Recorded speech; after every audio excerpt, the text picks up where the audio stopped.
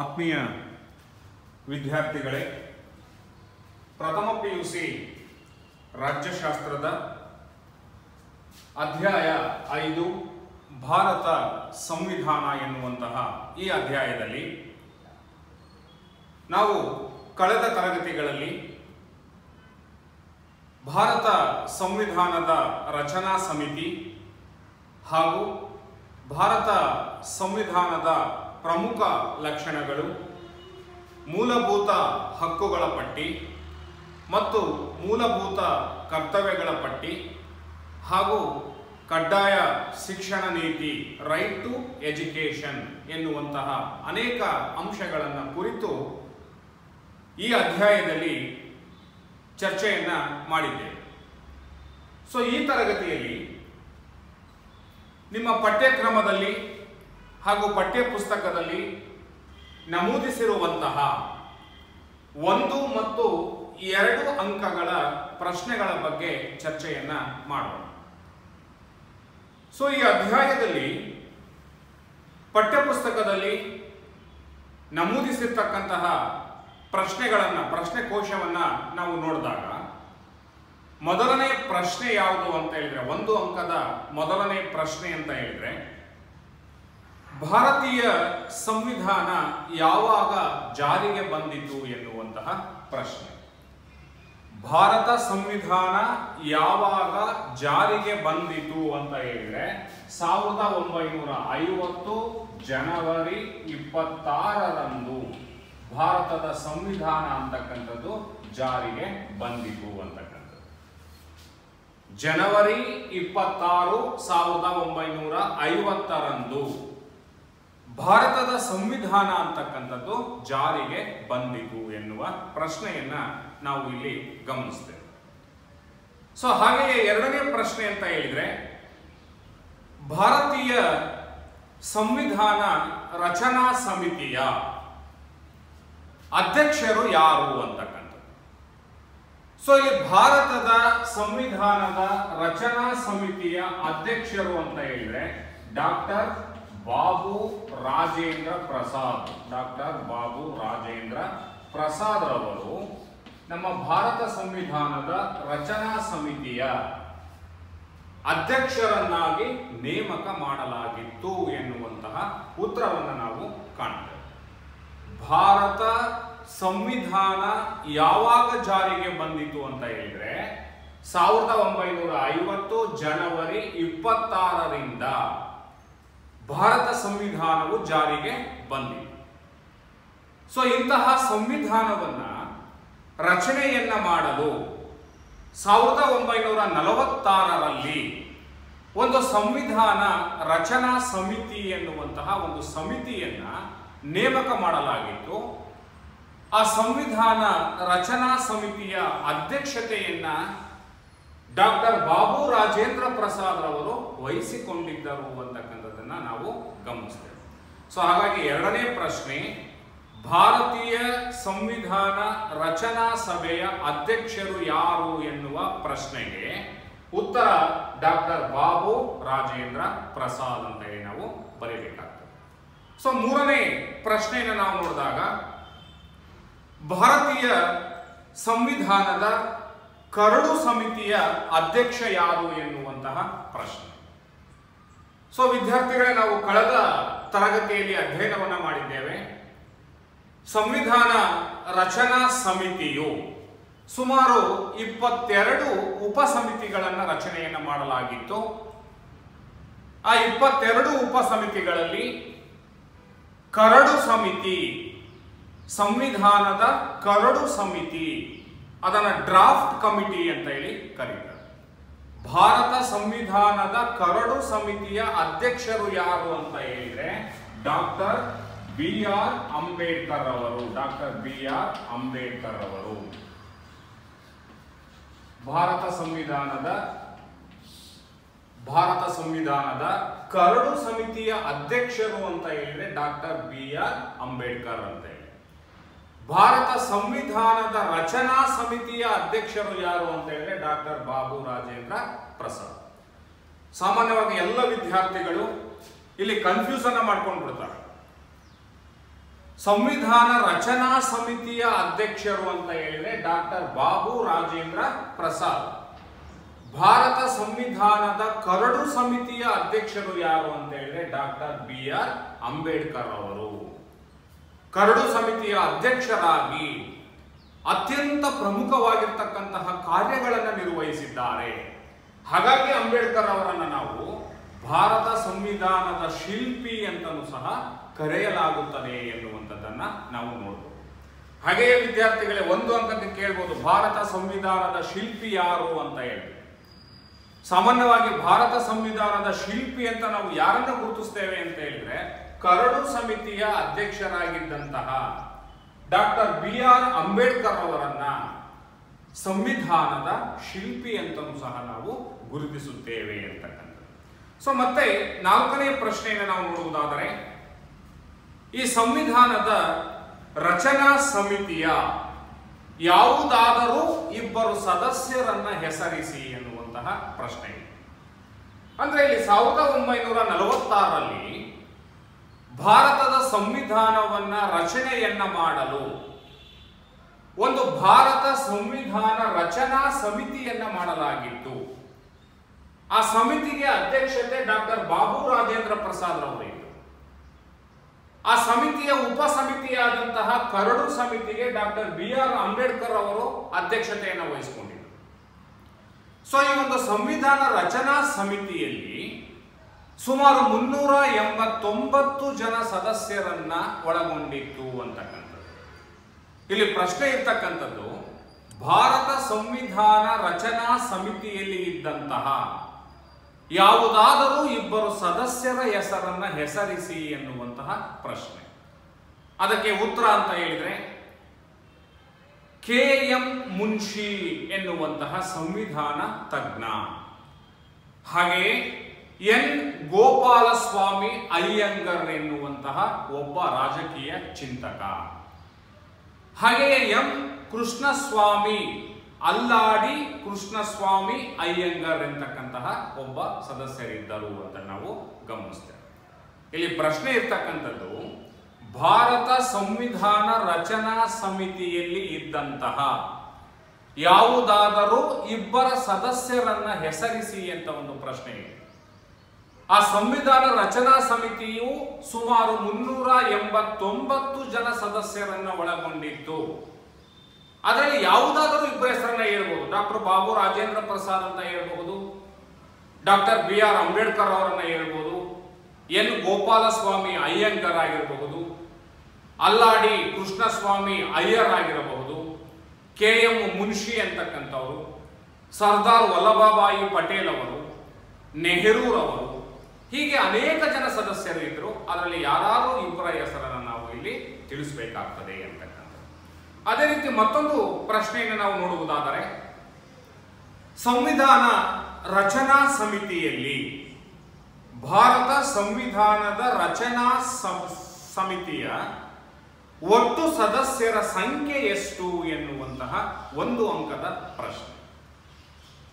ಭಾರತ ಸಂವಿಧಾನ ರಚನಾ ಸಭೆ ಅಥವಾ ಸಮಿತಿಯು 389 ಜನ ಸದಸ್ಯರನ್ನ ಒಳಗೊಂಡಿತ್ತು. ಒಟ್ಟು ಇದ್ದಂತಹ ಆ ಒಂದು ಭಾರತ ಸಂವಿಧಾನ ರಚನಾ ಸಮಿತಿ ಅಂತಕ್ಕಂಥದ್ದು ಏನಿದೆ, ಭಾರತ ಸಂವಿಧಾನ ರಚನಾ ಸಮಿತಿ ಅನ್ನುವಂಥದ್ದು ಏನಿದೆ, ಈ ಸಮಿತಿಯಲ್ಲಿ 389 ಜನ ಸದಸ್ಯರು ಇದ್ದರು. ಎಷ್ಟು ಜನ ಸದಸ್ಯರು ಅಂತ ಹೇಳಿದ್ರೆ 389 ಜನ ಸದಸ್ಯರು ಇದ್ದರು. ಆ 389 ಜನ ಸದಸ್ಯರು ಇದ್ದಂತಹ ಈ ಸಮಿತಿಯಲ್ಲಿ ಈ 389 ಜನ ಸದಸ್ಯರಲ್ಲಿ 296 ಜನ ಸದಸ್ಯರು ಬ್ರಿಟಿಷ್ ಆಡಳಿತದ ಪ್ರಾಂತ್ಯಗಳಿಂದ ಚುನಾಯಿತರಾಗಿದ್ದರು. ಭಾರತದಲ್ಲಿ ದೇಶೀಯ ಸಂಸ್ಥಾನಗಳು ಇದ್ವು, ಬ್ರಿಟಿಷ್ ಆಡಳಿತದ ಪ್ರಾಂತ್ಯಗಳು ಸಹ ಇದ್ವು. ಹಾಗಾಗಿ 389 ಜನದಲ್ಲಿ 296 ಜನ ಸದಸ್ಯರು ಬ್ರಿಟಿಷ್ ಪ್ರಾಂತ್ಯಗಳಿಂದ ಆಯ್ಕೆಯಾಗಿದ್ದರು ಮತ್ತು ಉಳಿದಂತಹ 93 ಜನ ಸದಸ್ಯರೇನಿದ್ದಾರೆ ಅವರು ದೇಶೀಯ ಸಂಸ್ಥಾನಗಳಿಂದ ಅವರನ್ನ ಆಯ್ಕೆ ಮಾಡಲಾಗಿತ್ತು. ಒಟ್ಟು ಈ ಭಾರತ ಸಂವಿಧಾನ ರಚನಾ ಸಮಿತಿಯ ಒಟ್ಟು ಸದಸ್ಯರ ಸಂಖ್ಯೆ ಎಷ್ಟು ಅಂತ ಹೇಳಿದ್ರೆ 389 ಜನ ಸದಸ್ಯರನ್ನ ನೇಮಕ ಮಾಡಲಾಗಿತ್ತು ಎನ್ನುವಂತಹ ಉತ್ತರವನ್ನು ನಾವು ಇಲ್ಲಿ ಕಾಣ್ತೇವೆ. ಸೊ ಹಾಗೆ ಮತ್ತೊಂದು ಪ್ರಶ್ನೆ ಅಂತ ಹೇಳಿದ್ರೆ, ಈ ಸಂವಿಧಾನ ಕರಡು ರಚನಾ ಸಮಿತಿ ಸಂವಿಧಾನದ ಕರಡನ್ನು ಸಂವಿಧಾನದ ರಚನಾ ಸಭೆಯ ಮುಂದೆ ಯಾವಾಗ ಮಂಡಿಸಿತು ಎನ್ನುವಂತಹ ಪ್ರಶ್ನೆ. ಇದಕ್ಕೆ ಉತ್ತರ ಅಂತ ಹೇಳಿದ್ರೆ ಅಕ್ಟೋಬರ್ 1948ರಲ್ಲಿ ಅಕ್ಟೋಬರ್ 1948ರಲ್ಲಿ ಸಂವಿಧಾನದ ಕರಡು ಸಮಿತಿ ಅಂತಕ್ಕಂಥದ್ದು ಒಂದು ಸಂವಿಧಾನವನ್ನು ತಯಾರು ಮಾಡಿ ಅದನ್ನು ಸಂವಿಧಾನದ ರಚನಾ ಸಮಿತಿಯ ಮುಂದೆ ಮಂಡಿಸಿತು ಅಂತಕ್ಕಂಥದ್ದು. 1948 ಅಕ್ಟೋಬರ್ನಲ್ಲಿ ಕರಡು ಸಮಿತಿ ಅಂತಕ್ಕಂಥದ್ದು ಒಂದು ಸಂವಿಧಾನವನ್ನು ರಚನೆಯನ್ನ ಮಾಡಿ ಈ ಒಂದು ಸಂವಿಧಾನ ರಚನಾ ಸಮಿತಿಯ ಮುಂದೆ ಮಂಡಿಸಿತು ಎನ್ನುವಂಥದ್ದನ್ನು ನಾವು ಗಮನಿಸ್ತೇವೆ. 1948 ಅಕ್ಟೋಬರ್ನಲ್ಲಿ ಎನ್ನುವಂತಹ ಉತ್ತರ. ಸೊ ಹಾಗೆಯೇ ಸಂವಿಧಾನ ರಚನಾ ಸಭೆಯು ಸಂವಿಧಾನದ ಕರಡನ್ನು ಅಂಗೀಕರಿಸಿದ ದಿನಾಂಕ ಯಾವುದು ಎನ್ನುವಂತಹ ಮತ್ತೊಂದು ಪ್ರಶ್ನೆ. ಅಂದ್ರೆ ಸಂವಿಧಾನ ರಚನಾ ಸಮಿತಿ ಏನಿದೆ ಆ ಸಮಿತಿ ಭಾರತದ ಸಂವಿಧಾನಕ್ಕೆ ಅಂಗೀಕಾರವನ್ನ ಒಪ್ಪಿಗೆಯನ್ನ ಯಾವಾಗ ಕೊಡ್ತು ಅಂತ ಹೇಳಿದ್ರೆ 1949 ನವೆಂಬರ್ 26ರಂದು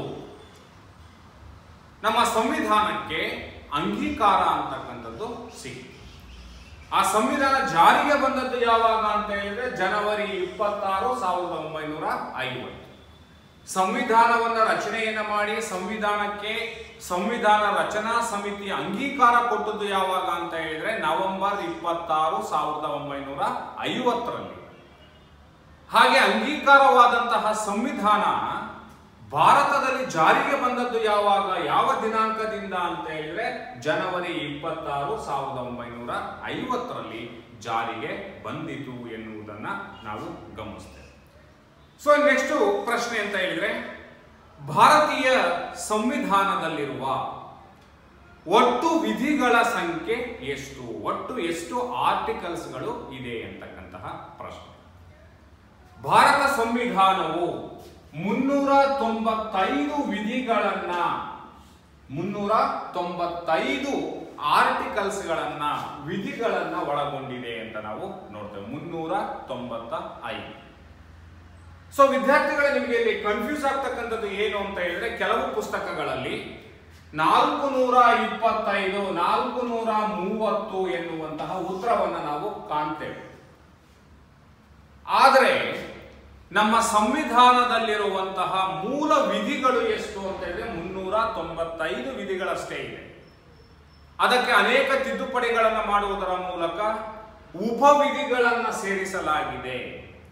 ಹಾಗಾಗಿ ನಮ್ಮ ಸಂವಿಧಾನದಲ್ಲಿ ಇರುವಂತಹ ಒಟ್ಟು ವಿಧಿಗಳ ಸಂಖ್ಯೆ ಎಷ್ಟು ಅಂತ ಹೇಳಿದ್ರೆ ನಾವು 395 ಎನ್ನುವಂತಹ ಉತ್ತರವನ್ನೇ ಬರಿಬೇಕಾಗ್ತದೆ. ಹಾಗಾಗಿ ಭಾರತ ಸಂವಿಧಾನದಲ್ಲಿರುವ ವಿಧಿಗಳ ಸಂಖ್ಯೆ ಎಷ್ಟು ಅಂತ ಹೇಳಿದ್ರೆ 395 ವಿಧಿಗಳು ಅಸ್ತಿತ್ವದಲ್ಲಿ ಇವೆ ಎನ್ನುವಂಥದ್ದನ್ನ ಗಮನಿಸ್ತೇವೆ. ಸೊ ಹಾಗೆಯೇ ವಿಶ್ವದ ಅತ್ಯಂತ ದೊಡ್ಡ ಸಂವಿಧಾನ ಯಾವುದು ಅಂತಕ್ಕಂಥದ್ದು ಕಳೆದ ತರಗತಿಗಳಲ್ಲಿ ನಾವು ಅಧ್ಯಯನವನ್ನ ಮಾಡಿದ್ದೇವೆ. ವಿಶ್ವದಲ್ಲಿಯೇ ಅತ್ಯಂತ ದೊಡ್ಡ ಸಂವಿಧಾನ, ಆನೆ ಗಾತ್ರದ ಸಂವಿಧಾನ ಯಾವುದು ಅಂತ ಹೇಳಿದ್ರೆ ಭಾರತ ಸಂವಿಧಾನ ಅಂತಕ್ಕಂಥದ್ದು. ಇಡೀ ವಿಶ್ವದ ಎಲ್ಲ ಸಂವಿಧಾನಗಳಿಗಿಂತಲೂ ಅತ್ಯಂತ ದೊಡ್ಡದಾಗಿರ್ತಕ್ಕಂತಹ ಸಂವಿಧಾನ ಭಾರತದ ಸಂವಿಧಾನ. ವಿಶ್ವದ ಅತ್ಯಂತ ದೊಡ್ಡ ಸಂವಿಧಾನ ಯಾವುದು ಅಂತ ಹೇಳಿದ್ರೆ ಭಾರತದ ಸಂವಿಧಾನ ಎನ್ನುವಂತಹ ಉತ್ತರ. ಅದೇ ರೀತಿಯಾಗಿ ವಿಶ್ವದಲ್ಲಿಯೇ ಅತ್ಯಂತ ಚಿಕ್ಕ ಸಂವಿಧಾನ ಯಾವುದು ಅಂತ ಹೇಳಿದ್ರೆ ಅಮೆರಿಕ ರಾಷ್ಟ್ರದ ಸಂವಿಧಾನ ಅತ್ಯಂತ ಚಿಕ್ಕದಾಗಿರ್ತಕ್ಕಂತಹ ಸಂವಿಧಾನ. ಕೇವಲ 7 ವಿಧಿಗಳನ್ನ ಮಾತ್ರ ಒಳಗೊಂಡಿದೆ. ಹಾಗಾಗಿ ಅದು ಇಡೀ ವಿಶ್ವದಲ್ಲಿಯೇ ಅತ್ಯಂತ ಚಿಕ್ಕದಾಗಿರ್ತಕ್ಕಂತಹ ಸಂವಿಧಾನ. ಆದರೆ ಭಾರತದ ಸಂವಿಧಾನ 395 ವಿಧಿಗಳನ್ನು ಹೊಂದಿ, 12 ಪರಿಶಿಷ್ಟಗಳನ್ನು ಹೊಂದಿ, 22 ಭಾಗಗಳನ್ನು ಹೊಂದಿದೆ, 100ಕ್ಕಿಂತ ಹೆಚ್ಚು ಬಾರಿ ತಿದ್ದುಪಡಿಯನ್ನು ಹೊಂದಿದೆ. ಹಾಗಾಗಿ ವಿಶ್ವದ ಅತ್ಯಂತ ದೊಡ್ಡ ಸಂವಿಧಾನ ಅಂತ ಹೇಳಿದ್ರೆ ಭಾರತದ ಸಂವಿಧಾನ. ವಿಶ್ವದ ಅತ್ಯಂತ ಚಿಕ್ಕ ಸಂವಿಧಾನ ಅಂತ ಹೇಳಿದ್ರೆ ಅಮೆರಿಕ ಸಂಯುಕ್ತ ಸಂಸ್ಥಾನದ ಸಂವಿಧಾನ ಅಥವಾ ಅಮೆರಿಕ ರಾಷ್ಟ್ರದ ಸಂವಿಧಾನವಾಗಿದೆ ಎನ್ನುವಂತಹ ಉತ್ತರವನ್ನ ನಾವು ನೋಡ್ತೇವೆ. ಸೊ ಅದೇ ರೀತಿಯಾಗಿ ಭಾರತೀಯ ಸಂವಿಧಾನ ರಚನೆಗೆ ತೆಗೆದುಕೊಂಡಂತಹ ಕಾಲಾವಧಿ ಎಷ್ಟು ಅಂತಕ್ಕಂಥದ್ದು, ಅಂದ್ರೆ ಎಷ್ಟು ದಿನಗಳ ಕಾಲ ಸಮಯವನ್ನ ತೆಗೆದುಕೊಂಡು ಭಾರತದ ಸಂವಿಧಾನವನ್ನ ರಚನೆಯನ್ನ ಮಾಡಲಾಗಿದೆ ಅಂತಕ್ಕಂಥದ್ದು. ಭಾರತ ಸಂವಿಧಾನವನ್ನ ರಚನೆಯನ್ನ ಮಾಡಲಿಕ್ಕೆ ಒಂದು ಸಂವಿಧಾನ ರಚನಾ ಸಮಿತಿಯನ್ನ ಮಾಡಿದ್ವಿ. ಆ ಸಮಿತಿಯಲ್ಲಿ 389 ಜನ ಸದಸ್ಯರಿದ್ರು. ಸುಮಾರು 22 ಉಪ ಸಮಿತಿಗಳನ್ನ ರಚನೆಯನ್ನ ಮಾಡ್ಕೊಂಡಿದ್ರು. ಆ ಒಂದು ದೊಡ್ಡ ಪ್ರಕ್ರಿಯೆ ಅಂತಕ್ಕಂಥದ್ದು, ಭಾರತದ ಸಂವಿಧಾನವನ್ನು ರಚನೆಯನ್ನ ಮಾಡ್ತಕ್ಕಂತಹ ಒಂದು ದೊಡ್ಡ ಪ್ರಕ್ರಿಯೆ ಏನಿದೆ, ಅದಕ್ಕೆ ತಗುಲಿರುವಂತಹ ಕಾಲಾವಧಿ ಎಷ್ಟು ಅಂತ ಹೇಳಿದ್ರೆ 2 ವರ್ಷ 11 ತಿಂಗಳು ಮತ್ತು 18 ದಿನಗಳ ಕಾಲಾವಧಿಯನ್ನು ತೆಗೆದುಕೊಂಡು ಭಾರತೀಯ ಸಂವಿಧಾನವನ್ನ ರಚನೆಯನ್ನ ಮಾಡಲಾಯಿತು ಅಂತಕ್ಕಂಥದ್ದು. 2 ವರ್ಷ 11 ತಿಂಗಳು 18 ದಿನಗಳು ಬೇಕಾಯಿತು. ಹಾಗೆಯೇ ಸುಮಾರು 6.5 ಕೋಟಿ ರೂಪಾಯಿಯನ್ನು ವೆಚ್ಚ ಮಾಡಲಾಯಿತು ಎನ್ನುವಂತಹ ಒಂದು ಅಂಕಿ ಅಂಶವನ್ನ ನಾವು ನೋಡಬಹುದಾಗಿದೆ. 2 ವರ್ಷ 11 ತಿಂಗಳು 18 ದಿನಗಳು ಹಾಗೂ 6.5 ಕೋಟಿ ರೂಪಾಯಿ ವೆಚ್ಚದಲ್ಲಿ ಈ ಭಾರತೀಯ ಸಂವಿಧಾನ ಅಂತಕ್ಕಂಥದ್ದನ್ನ ರಚನೆಯನ್ನ ಮಾಡಲಾಯಿತು ಎನ್ನುವಂಥದ್ದನ್ನ ನಾವು ಗಮನಿಸ್ತೇವೆ. ಸೊ ಹಾಗೆಯೇ ಪ್ರಸ್ತಾವನೆಯು ಭಾರತೀಯ ಸಂವಿಧಾನದ ರಾಜಕೀಯ ಜಾತಕ ಎಂದು ಹೇಳಿದವರು ಯಾರು ಎನ್ನುವಂತಹ ಪ್ರಶ್ನೆ. ಭಾರತ ಸಂವಿಧಾನದಲ್ಲಿ ಪ್ರಸ್ತಾವನಾ ಭಾಗ ಅಂತ ಹೇಳಿ ಮೊದಲನೇ ಒಂದು ಭಾಗ ಬರ್ತದೆ. ಆ ಪ್ರಸ್ತಾವನಾ ಭಾಗ ಇಡೀ ನಮ್ಮ ಸಂವಿಧಾನದ ಒಟ್ಟು ಮೂಲ ಆಶಯ ಏನಿದೆ, ಆ ಮೂಲ ಆಶಯವನ್ನ ಕೆಲವೇ ಪದಗಳಲ್ಲಿ, ಕೆಲವೇ ವಾಕ್ಯಗಳಲ್ಲಿ ಆ ಪ್ರಸ್ತಾವನಾ ಭಾಗದಲ್ಲಿ ನಮೂದನೆಯನ್ನ ಮಾಡಲಾಗಿದೆ. ಆ ಪ್ರಸ್ತಾವನಾ ಭಾಗವನ್ನ ನಾವು ಅಧ್ಯಯನವನ್ನ ಮಾಡಿಬಿಟ್ರೆ ಇಡೀ ಸಂವಿಧಾನದ ತಿರುಳು ಏನಿದೆ, ಆ ಸಂವಿಧಾನದ ಮೂಲ ಆಶಯ ಮತ್ತು ಉದ್ದೇಶ ಏನಿದೆ ಅನ್ನುವಂಥದ್ದನ್ನ ಅರ್ಥ ಮಾಡ್ಕೊಳ್ಳಿಕ್ಕೆ ಸಾಧ್ಯ. ಅಂತಹ ಭಾಗವನ್ನ ನಾವು ನಮ್ಮ ಭಾರತ ಸಂವಿಧಾನದಲ್ಲಿ ಕಾಣ್ತೇವೆ. ಅದನ್ನ ಪ್ರಸ್ತಾವನಾ ಭಾಗ ಅಥವಾ ಪ್ರಿಯಂಬಲ್ ಆಫ್ ಇಂಡಿಯನ್ ಕಾನ್ಸ್ಟಿಟ್ಯೂಷನ್, ಪೂರ್ವ ಪೀಠಿಕಾ ಭಾಗ ಅಂತಲೂ ಸಹ ನಾವು ಅದನ್ನ ಕರೀತೇವೆ. ಸೊ ಅದನ್ನ KM ಮುನ್ಷಿ ಎಂತಕ್ಕಂತಹ ಒಬ್ಬ ಸಂವಿಧಾನ ತಜ್ಞ ಹಾಗೂ ಸಂವಿಧಾನ ರಚನಾ ಸಭೆಯಲ್ಲಿ ಇದ್ದಂತಹ ಸದಸ್ಯ ಏನ್ ಹೇಳ್ತಾನೆ ಅಂತ ಹೇಳಿದ್ರೆ, ಭಾರತದ ಪ್ರಸ್ತಾವನಾ ಭಾಗ ಅಂತಕ್ಕಂಥದ್ದು ಭಾರತದ ರಾಜಕೀಯದ ಜಾತಕ ಇದ್ದಂತೆ ಎನ್ನುವಂತಹ ಒಂದು ಹೇಳಿಕೆಯನ್ನ ದಾಖಲಿಸಿದ್ದಾರೆ. ಸೊ ಹಾಗಾಗಿ ಪ್ರಸ್ತಾವನಾ ಭಾಗ ಭಾರತದ ರಾಜಕೀಯದ ಜಾತಕ ಎಂದು ಹೇಳಿದವರು ಯಾರು ಅಂತ ಹೇಳಿದ್ರೆ KM ಮುನ್ಷಿ ಎನ್ನುವಂತಹ ಉತ್ತರವನ್ನ ನಾವು ನೀಡಬೇಕಾಗ್ತದೆ. ಸೊ ಹಾಗೆಯೇ ಮತ್ತೊಂದು ಪ್ರಶ್ನೆ, ಅಧಿಕಾರ ವಿಭಜನೆಯ 3 ಪಟ್ಟಿಗಳನ್ನ ತಿಳಿಸಿರಿ ಅಂತಕ್ಕಂಥದ್ದು. ಭಾರತದಲ್ಲಿ ಕೇಂದ್ರ ಮತ್ತು ರಾಜ್ಯ ಸರ್ಕಾರಗಳ ನಡುವೆ ಅಧಿಕಾರದ ವಿಭಜನೆಯಾಗಿದೆ. ಕೇಂದ್ರ ಸರ್ಕಾರ ಹೊಂದಿರತಕ್ಕಂತಹ ಅಧಿಕಾರಗಳನ್ನ ಸಂವಿಧಾನದಲ್ಲಿ ಕೇಂದ್ರ ಪಟ್ಟಿಯಲ್ಲಿ ನಮೂದನೆ ಮಾಡಲಾಗಿದೆ. ರಾಜ್ಯ ಸರ್ಕಾರಗಳು ಹೊಂದಿರುವಂತಹ ಅಧಿಕಾರಗಳನ್ನ ರಾಜ್ಯ ಪಟ್ಟಿಯಲ್ಲಿ ನಮೂದನೆಯನ್ನ ಮಾಡಿದ್ದಾರೆ. ಕೇಂದ್ರ ಮತ್ತು ರಾಜ್ಯ ಸರ್ಕಾರಗಳು ಎರಡೂ ಸೇರಿ ನಿರ್ವಹಿಸುವಂತಹ ಅಧಿಕಾರಗಳನ್ನ ಸಮವರ್ತಿ ಪಟ್ಟಿಯಲ್ಲಿ ನಮೂದನೆ ಮಾಡಲಾಗಿದೆ. ಹೀಗೆ ಅಧಿಕಾರದ ವಿಭಜನೆಯನ್ನ ನಾವು ನಮ್ಮ ಸಂವಿಧಾನದಲ್ಲಿ ಕಾಣ್ತೇವೆ. ಹಾಗಾಗಿ ಅಧಿಕಾರ ವಿಭಜನೆಯ 3 ಪಟ್ಟಿಗಳನ್ನ ತಿಳಿಸಿರಿ ಅಂತ ಹೇಳಿದ್ರೆ ಕೇಂದ್ರ ಪಟ್ಟಿ, ರಾಜ್ಯ ಪಟ್ಟಿ, ಮತ್ತೊಂದು ಸಮವರ್ತಿ ಪಟ್ಟಿ, 3 ಪಟ್ಟಿಗಳನ್ನು ನಾವು ಕಾಣುತ್ತೇವೆ ಅಂತಕ್ಕಂಥದ್ದು. ಸೊ ಅದೇ ರೀತಿಯಾಗಿ ಭಾರತೀಯ ಸಂವಿಧಾನದ ಯಾವ ಭಾಗದಲ್ಲಿ ರಾಜ್ಯ ನಿರ್ದೇಶಕ ತತ್ವಗಳ ಪಟ್ಟಿಯನ್ನು ಕಾಣುತ್ತೇವೆ ಅಂತಕ್ಕಂಥದ್ದು. ಸಂವಿಧಾನದಲ್ಲಿ 24 ಭಾಗಗಳಿವೆ ಅಂತ ನಾವು ನೋಡಿದ್ದೇವೆ. ಅದರಲ್ಲಿ ಯಾವ ಭಾಗದಲ್ಲಿ ರಾಜ್ಯ ನಿರ್ದೇಶಕ ತತ್ವಗಳನ್ನು ನಾವು ಕಾಣ್ತೇವೆ ಅಂತ ಹೇಳಿದ್ರೆ ಸಂವಿಧಾನದ 4ನೇ ಭಾಗದಲ್ಲಿ ರಾಜ್ಯ ನಿರ್ದೇಶಕ ತತ್ವಗಳನ್ನು ಕಾಣಲಿಕ್ಕೆ ಸಾಧ್ಯ ಇದೆ ಅಂತಕ್ಕಂಥದ್ದು, 4ನೇ ಭಾಗದಲ್ಲಿ. ಸೊ ಅದೇ ರೀತಿಯಾಗಿ ಸಂವಿಧಾನದ ಯಾವ ಭಾಗದಲ್ಲಿ ಮೂಲಭೂತ ಹಕ್ಕುಗಳ ಪಟ್ಟಿಯನ್ನು ಕಾಣುತ್ತೇವೆ ಅಂತಕ್ಕಂಥದ್ದು. ಸಂವಿಧಾನದ 3ನೇ ಭಾಗದ 12ನೆಯ ವಿಧಿಯಿಂದ 35ನೆಯ ವಿಧಿಯವರೆಗೆ ಬರ್ತಕ್ಕಂತಹ ನಿಯಮಗಳು ಮೂಲಭೂತ ಹಕ್ಕುಗಳಿಗೆ ಸಂಬಂಧಪಟ್ಟಿವೆ. ಹಾಗಾಗಿ ಸಂವಿಧಾನದ 3ನೇ ಭಾಗದಲ್ಲಿ ನಾವು ಮೂಲಭೂತ ಹಕ್ಕುಗಳ ಪಟ್ಟಿಯನ್ನ ಕಾಣಲಿಕ್ಕೆ ಸಾಧ್ಯ ಇದೆ ಎನ್ನುವಂತಹ ಉತ್ತರವನ್ನು ನಾವು ಕಾಣ್ತೇವೆ ಅಂತಕ್ಕಂಥದ್ದು. ಪ್ರಸ್ತುತ ಭಾರತ ಸಂವಿಧಾನದಲ್ಲಿ ಇರುವಂತಹ ಎಷ್ಟು ರೀತಿಯ ಮೂಲಭೂತ ಹಕ್ಕುಗಳು ಪ್ರಸ್ತುತ ನಮ್ಮ ಸಂವಿಧಾನದಲ್ಲಿ ಇವೆ ಎನ್ನುವಂತಹ ಒಂದು ಪ್ರಶ್ನೆ. ಭಾರತದ ಸಂವಿಧಾನದಲ್ಲಿ 6 ರೀತಿಯ ಮೂಲಭೂತ ಹಕ್ಕುಗಳನ್ನು ಪ್ರತಿಯೊಬ್ಬ ಪ್ರಜೆಗೂ ಸಹ ನೀಡಲಾಗಿದೆ. ಸಂವಿಧಾನ ಜಾರಿಗೆ ಬಂದಂತಹ ಸಂದರ್ಭದಲ್ಲಿ 7 ರೀತಿಯ ಮೂಲಭೂತ ಹಕ್ಕುಗಳು ಇವೆ. ಆ 7ರಲ್ಲಿ ಆಸ್ತಿಯ ಹಕ್ಕು ಎನ್ನುವುದನ್ನ ಮೂಲಭೂತ ಹಕ್ಕುಗಳ ಪಟ್ಟಿಯಿಂದ ತೆಗೆದುಹಾಕಲಾಯಿತು. ಹಾಗಾಗಿ ಪ್ರಸ್ತುತ ನಮ್ಮ ಸಂವಿಧಾನದಲ್ಲಿ ಎಷ್ಟು ರೀತಿಯ ಮೂಲಭೂತ ಹಕ್ಕುಗಳಿದಾವೆ ಅಂತ ಹೇಳಿದ್ರೆ 6 ರೀತಿಯ ಮೂಲಭೂತ ಹಕ್ಕುಗಳನ್ನ ಕಾಣುತ್ತೇವೆ. ಅವು ಯಾವುವು ಅಂತ ಹೇಳಿದ್ರೆ ಸಮಾನತೆಯ ಹಕ್ಕು, ಸ್ವಾತಂತ್ರ್ಯದ ಹಕ್ಕು, ಶೋಷಣೆಯ ವಿರುದ್ಧದ ಹಕ್ಕು, ಧಾರ್ಮಿಕ ಸ್ವಾತಂತ್ರ್ಯದ ಹಕ್ಕು, ಶೈಕ್ಷಣಿಕ ಮತ್ತು ಸಾಂಸ್ಕೃತಿಕ ಹಕ್ಕು ಮತ್ತು ಸಂವಿಧಾನಾತ್ಮಕ ಪರಿಹಾರದ ಹಕ್ಕು ಅಂತ ಹೇಳಿ 6 ರೀತಿಯ ಮೂಲಭೂತ ಹಕ್ಕುಗಳು ಪ್ರಸ್ತುತ ನಮ್ಮ ಸಂವಿಧಾನದಲ್ಲಿ ಇವೆ ಅಂತಕ್ಕಂಥ. ಪ್ರಾರಂಭದಲ್ಲಿ ಸಂವಿಧಾನ ಜಾರಿಗೆ ಬಂದಂತಹ ಸಂದರ್ಭದಲ್ಲಿ 7 ರೀತಿಯ ಮೂಲಭೂತ ಹಕ್ಕುಗಳಿದ್ದವು. 6ರ ಜೊತೆಯಲ್ಲಿ ಆಸ್ತಿಯ ಹಕ್ಕು ಸಹ ಮೂಲಭೂತ ಹಕ್ಕಾಗಿತ್ತು. ಕಾಲಾನಂತರ ಅದನ್ನು ಮೂಲಭೂತ ಹಕ್ಕುಗಳ ಪಟ್ಟಿಯಿಂದ ತೆಗೆದುಹಾಕಿದ್ರು. ಹಾಗಾಗಿ ಪ್ರಸ್ತುತ 6 ರೀತಿಯ ಮೂಲಭೂತ ಹಕ್ಕುಗಳನ್ನ ನಮ್ಮ ಸಂವಿಧಾನದಲ್ಲಿ ನಾವು ಕಾಣುತ್ತೇವೆ ಎನ್ನುವಂಥದ್ದನ್ನ ಗಮನಿಸ್ತೇವೆ. ಸೊ ಅದೇ ರೀತಿಯಾಗಿ ಭಾರತೀಯ ಪೌರರಿಗೆ ಲಭ್ಯವಿರುವಂತಹ ಮೂಲಭೂತ ಕರ್ತವ್ಯಗಳ ಸಂಖ್ಯೆ ಎಷ್ಟು ಎನ್ನುವಂಥದ್ದನ್ನ ನಾವು ನೋಡ್ತೇವೆ. ಪ್ರಸ್ತುತ ಭಾರತದ ಸಂವಿಧಾನದಲ್ಲಿ 11 ರೀತಿಯ ಮೂಲಭೂತ ಕರ್ತವ್ಯಗಳನ್ನು ಕಾಣ್ತೇವೆ.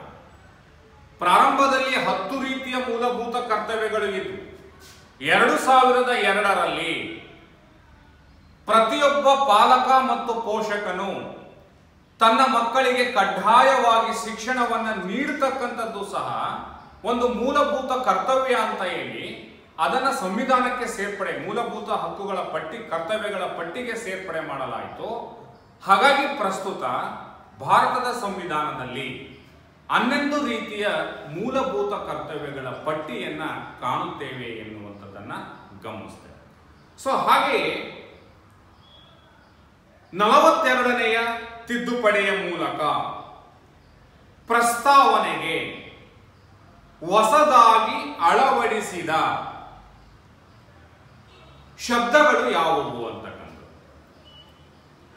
ನಮ್ಮ ಪ್ರಸ್ತಾವನಾ ಭಾಗಕ್ಕೆ 1976ರಲ್ಲಿ 42ನೆಯ ತಿದ್ದುಪಡಿ ಮಾಡುವುದರ ಮೂಲಕ ಸಮಾಜವಾದಿ ಮತ್ತು ಜಾತ್ಯತೀತ ಎನ್ನುವಂತಹ 2 ಪದಗಳನ್ನ ಪ್ರಸ್ತಾವನಾ ಭಾಗಕ್ಕೆ ಸೇರಿಸಲಾಯಿತು ಅಂತಕ್ಕಂಥದ್ದು. ಸಂವಿಧಾನ ಜಾರಿಗೆ ಬಂದಾಗ ಪ್ರಸ್ತಾವನಾ ಭಾಗದಲ್ಲಿ ಸಮಾಜವಾದಿ ಮತ್ತು ಜಾತ್ಯತೀತ ಎನ್ನುವ ಪದಗಳು ಪ್ರಸ್ತಾವನಾ ಭಾಗದಲ್ಲಿ ಇರಲಿಲ್ಲ. 1976ರಲ್ಲಿ ಸಂವಿಧಾನಕ್ಕೆ 42ನೆಯ ತಿದ್ದುಪಡಿ ಮಾಡುವುದರ ಮೂಲಕ ಈ 2 ಪದಗಳು ಸಮಾಜವಾದಿ ಮತ್ತು ಜಾತ್ಯತೀತ ಎನ್ನುವಂತಹ 2 ಪದಗಳನ್ನ ಪ್ರಸ್ತಾವನಾ ಭಾಗಕ್ಕೆ ಸೇರಿಸಲಾಯಿತು. ಹಾಗಾಗಿ ನಾವು ಇವತ್ತು ಪ್ರಸ್ತಾವನಾ ಭಾಗದಲ್ಲಿ ಕಾಣ್ತೇವೆ, ಭಾರತೀಯ ಪ್ರಜೆಗಳಾದ ನಾವು ಭಾರತವನ್ನು ಒಂದು ಪ್ರಜಾಸತ್ತಾತ್ಮಕ, ಸಮಾಜವಾದಿ, ಜಾತ್ಯತೀತ ಗಣರಾಜ್ಯವನ್ನಾಗಿ ರೂಪಿಸಿ ಎಲ್ಲ ಪ್ರಜೆಗಳಿಗೂ ಸ್ವತಂತ್ರ, ಸಮಾನತೆ ಮತ್ತು ಭ್ರಾತೃತ್ವವನ್ನು ಹಂಚುವುದರ ಒಂದು ದೃಢ ಸಂಕಲ್ಪವನ್ನು ಮಾಡಿ ಈ ಸಂವಿಧಾನವನ್ನು ನಮಗೆ ನಾವೇ ಅರ್ಪಿಸಿಕೊಂಡಿದ್ದೇವೆ ಎನ್ನುವಂತಹ ಪದಗಳನ್ನು ನಾವು ಈ ಒಂದು ಪ್ರಸ್ತಾವನಾ ಭಾಗದಲ್ಲಿ ಕಾಣ್ತೇವೆ.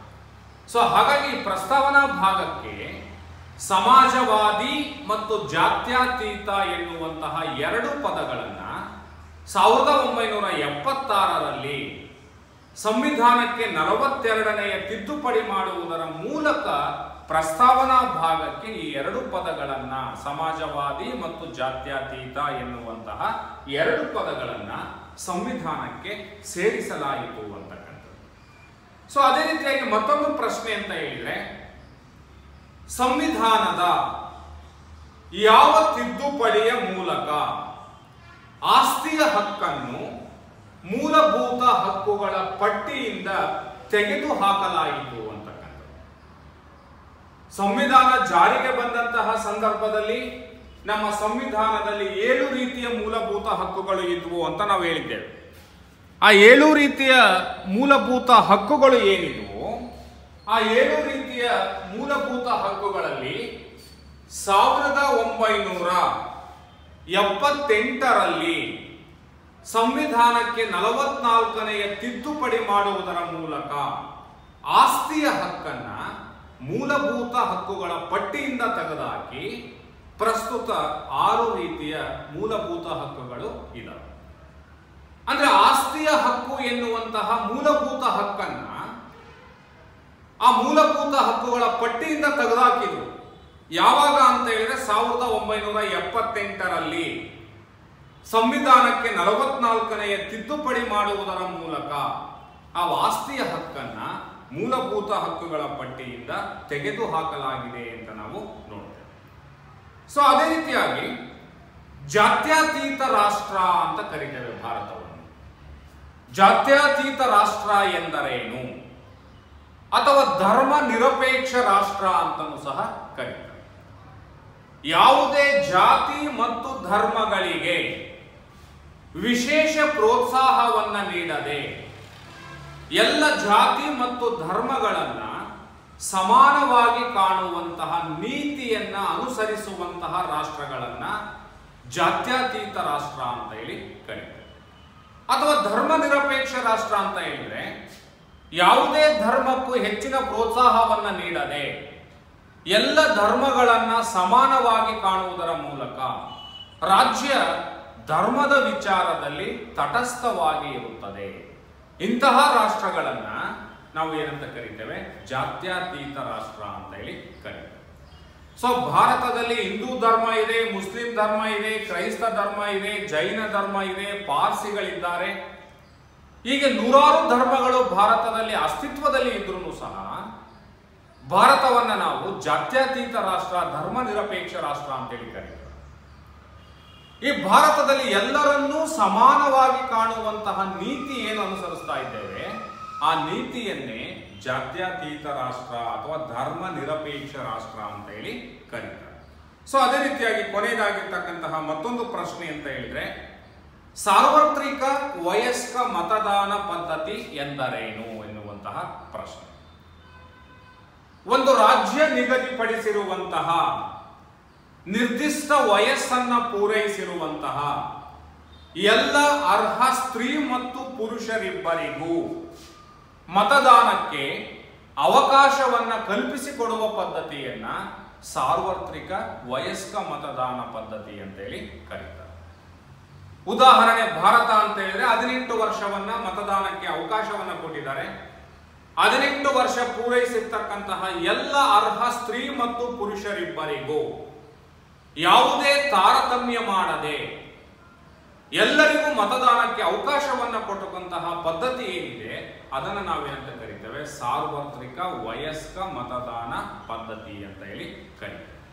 ಸೊ ಕೊನೆಯದಾಗಿರ್ತಕ್ಕಂತಹ ಒಂದು ಪ್ರಮುಖ 2 ಅಂಕದ ಪ್ರಶ್ನೆ ಅಂತ ಹೇಳಿದ್ರೆ, ಭಾರತದ ರಾಷ್ಟ್ರಪತಿಯವರ ತುರ್ತು ಪರಿಸ್ಥಿತಿಯ ಅಧಿಕಾರಗಳನ್ನ ತಿಳಿಸಿರಿ ಎನ್ನುವಂಥದ್ದು.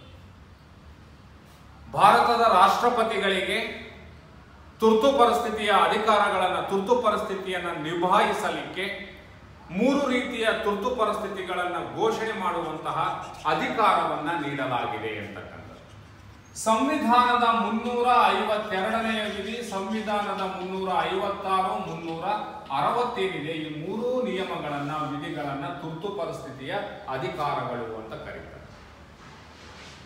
352ನೇ ವಿಧಿಯ ಪ್ರಕಾರ ರಾಷ್ಟ್ರೀಯ ತುರ್ತು ಪರಿಸ್ಥಿತಿ, 356ನೇ ವಿಧಿಯ ಪ್ರಕಾರ ರಾಷ್ಟ್ರಪತಿ ಆಡಳಿತ, 360ನೇ ವಿಧಿಯ ಪ್ರಕಾರ ಆರ್ಥಿಕ ತುರ್ತು ಪರಿಸ್ಥಿತಿ ಅಂತ. ಈ 3 ತುರ್ತು ಪರಿಸ್ಥಿತಿಗಳನ್ನ ಘೋಷಣೆ ಮಾಡುವಂತಹ ಅಧಿಕಾರ ಯಾರಿಗೆ ಅಂತ ಹೇಳಿದ್ರೆ ಭಾರತದ ರಾಷ್ಟ್ರಪತಿಗಳಿಗೆ ನೀಡಲಾಗಿದೆ. ರಾಷ್ಟ್ರೀಯ ತುರ್ತು ಪರಿಸ್ಥಿತಿ, ರಾಜ್ಯ ಮಟ್ಟದ ತುರ್ತು ಪರಿಸ್ಥಿತಿ, ಆರ್ಥಿಕ ತುರ್ತು ಪರಿಸ್ಥಿತಿ ಎನ್ನುವಂತಹ 3 ರೀತಿಯ ತುರ್ತು ಪರಿಸ್ಥಿತಿಗಳನ್ನ ಘೋಷಿಸುವ ಅಧಿಕಾರ ಭಾರತದ ರಾಷ್ಟ್ರಪತಿಗಳಿಗೆ ನೀಡಲಾಗಿದೆ. ಸೊ ಹೀಗೆ ವಿದ್ಯಾರ್ಥಿಗಳೇ, ಈ ಅಧ್ಯಾಯ 5ರ ಭಾರತದ ಸಂವಿಧಾನ ಎನ್ನುವಂತಹ ಈ ಅಧ್ಯಾಯದಲ್ಲಿ 1 ಮತ್ತು 2 ಅಂಕದ ಪ್ರಮುಖ ಪ್ರಶ್ನೆಗಳನ್ನು ನಾವು ಈಗ ಚರ್ಚೆಯನ್ನ ಮಾಡಿದ್ದೇವೆ.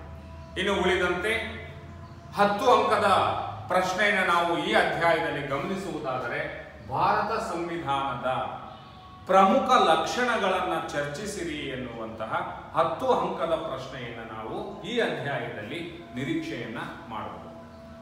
ಹಾಗೂ ಭಾರತ ಸಂವಿಧಾನ ರಚನಾ ಸಮಿತಿಯನ್ನ ಕುರಿತು ಟಿಪ್ಪಣಿ ಬರೆಯಿರಿ ಎನ್ನುವಂತಹ 5 ಅಂಕದ ಪ್ರಶ್ನೆ, ಮೂಲಭೂತ ಹಕ್ಕುಗಳ ಪಟ್ಟಿ ಮಾಡಿ ಎನ್ನುವಂತಹ 5 ಅಂಕದ ಪ್ರಶ್ನೆ, ಮೂಲಭೂತ ಕರ್ತವ್ಯಗಳನ್ನು ವಿವರಿಸಿರಿ ಎನ್ನುವಂತಹ 5 ಅಂಕದ ಪ್ರಶ್ನೆಗಳನ್ನು ನಾವು ಈ ಅಧ್ಯಾಯದಲ್ಲಿ ನಿರೀಕ್ಷೆಯನ್ನ ಮಾಡಲಿಕ್ಕೆ ಅವಕಾಶ ಇದೆ. ಸೊ ಒಟ್ಟಾರೆಯಾಗಿ ವಿದ್ಯಾರ್ಥಿಗಳೇ, ಅಧ್ಯಾಯ 5ರಲ್ಲಿ ಬರುವಂತಹ ಈ ಎಲ್ಲ ಪ್ರಮುಖ ಪ್ರಶ್ನೋತ್ತರಗಳ ಬಗ್ಗೆ ನಾವು ಈ ತರಗತಿಯಲ್ಲಿ ಚರ್ಚೆಯನ್ನ ಮಾಡಿದ್ದೇವೆ. ಸೊ ಮುಂದಿನ ತರಗತಿಯಲ್ಲಿ ಅಧ್ಯಾಯ 6 ಶಾಸಕಾಂಗದ ಮಹತ್ವ ಏನು, ಭಾರತದಲ್ಲಿ ಶಾಸಕಾಂಗವನ್ನು ಏನಂತ ಕರೀತಾರೆ, ಆ ಶಾಸಕಾಂಗದ ಸದನಗಳು ಯಾವ್ಯಾವು ಮತ್ತು ಶಾಸಕಾಂಗದ ಪ್ರಾಮುಖ್ಯತೆ ಏನು, ಶಾಸಕಾಂಗದ ಕಾರ್ಯಗಳು ಏನು ಎನ್ನುವಂತಹ ಅಂಶಗಳನ್ನು ಕುರಿತು ಮುಂದಿನ ತರಗತಿಯಲ್ಲಿ ಚರ್ಚೆಯನ್ನ ಮಾಡೋಣ. ಧನ್ಯವಾದಗಳು.